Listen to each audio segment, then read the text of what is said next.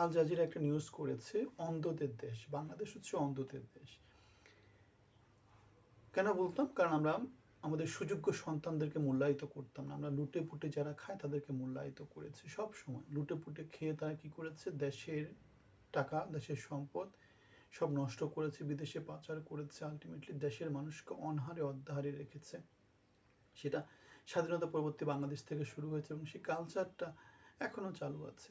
তাহলে Al Jazeera এই যে কান্ট্রি অফ দ্য ব্লাইন্ড বলেছে, কেন বলেছে? কারণ প্রফেসর ডক্টর মোহাম্মদ ইউনুসকে তারা বলছে যে হয়তোবা তারা চোখ খোলা মানুষ, তারা সুশীল সমাজের ব্যক্তিত্ব, কিন্তু তাদেরকে আমরা কাজ করতে দিইনি, তারা রিফর্ম করতে পারেনি, তারা একটা চক্রের মধ্যে পড়ে গিয়েছিল, নানা রকম কিছুতে তারা ইউনুসকে গ্লোরিফাই করার চেষ্টা করেছে। কিন্তু আমরা নিজেরা তো জানি, আমরা ইউনুসের কাছে গিয়েছিলাম 8ই অগস্ট তারা শপথ নিয়েছে, 11ই অগস্ট তাদের অফিসে গিয়েছিলাম, ছয়টা মন্ত্রণালয় আমাদের অ্যাপ্লিকেশন দিয়ে এসেছিলাম, তারা আমাদেরকে মূল্যায়িত করেনি।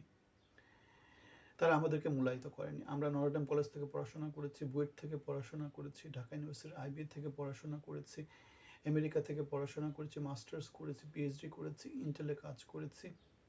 আমরা একটা ইউনিভার্সিটিতে প্রফেসর ছিলাম। আমার বাবা মুক্তিযোদ্ধা, আমরা 24-এর মুক্তিযোদ্ধা। আমরা বাংলাদেশের উন্নয়নের জন্য কথা বলি, বাংলাদেশের অগ্রগতির জন্য কথা বলি, জনগণের জন্য কথা বলি। সো এই অবস্থায় তারা যদি আমাদেরকে মূল্যায়িত না করে, তারা যদি ভাই ব্রাদারদেরকে দিয়ে যদি লুটপুটে চক্র তৈরি করে, তাহলে কান্ট্রি অফ দ্য ব্লাইন্ডে ইউনুস শালারপুত নিজেও কি কানা? সে আমাদেরকে মূল্যায়িত করে না, সে আমাদের ত্যাগকে মূল্যায়িত করে না, আমাদের যোগ্যতাকে মূল্যায়িত করে না।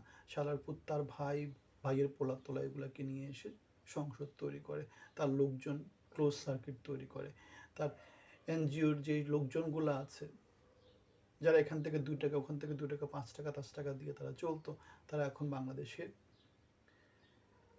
রাজতন্ত্রের মধ্যে বসে গেছে। কান্ট্রি অফ দ্য ব্লাইন্ড, ওরাই তো কান্ট্রি অফ দ্য ব্লাইন্ড। যোগ্যতাকে ওরা মূল্যায়ন করেনি, ওরা বাংলাদেশকে মূল্যায়ন করেনি, বাংলাদেশকে এগিয়ে নেওয়ার কাজ করেনি।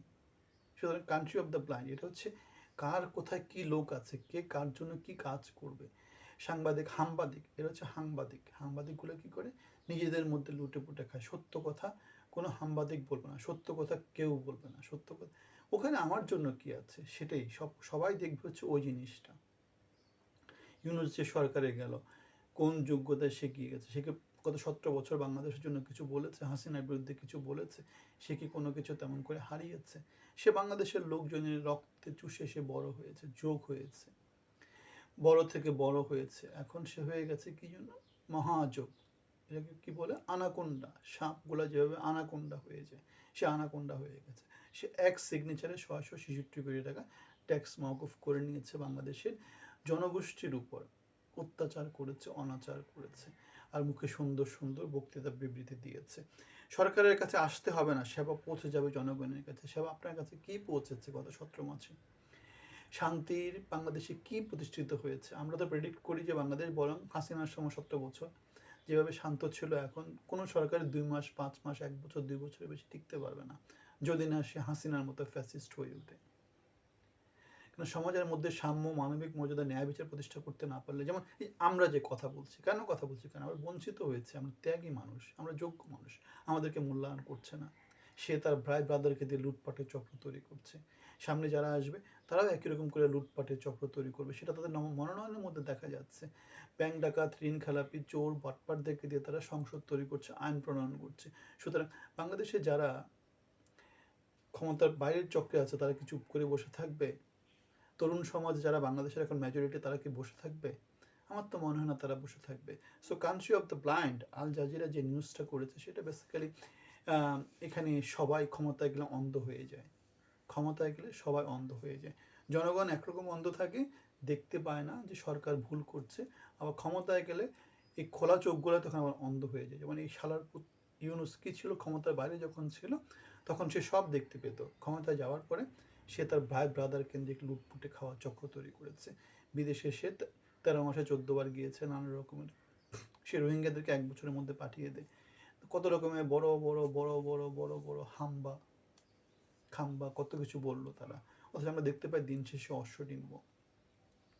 আগামী সরকারের জন্য এটা আরও বড় একটা চ্যালেঞ্জ হয়ে যাবে। সে যেখানে দরকার ছিল সবাইকে নিয়ে ঐক্যমতের ভিতর নিয়ে যাওয়া, সে সেখানে সম্পূর্ণ ব্যর্থ হয়েছে। বাংলাদেশে বড় একটা জনগোষ্ঠীকে বঞ্চিত করেছে, প্রায় ব্রাদার কেন্দ্রিক লুটপাটের চক্র তৈরি করেছে। সুতরাং Bangladesh country of the plan, সাথে ক্ষমতার বাইরে থাকলো, ক্ষমতার ভিতরে গেল। ক্ষমতার বাইরে থাকলে তারা খোলা চোখ নিয়ে কথা বলে, ক্ষমতার ভিতরে গেলে তারা তখন আবার চোখ বন্ধ করে ফেলে। ভালো থাকবেন। আসসালামু আলাইকুম।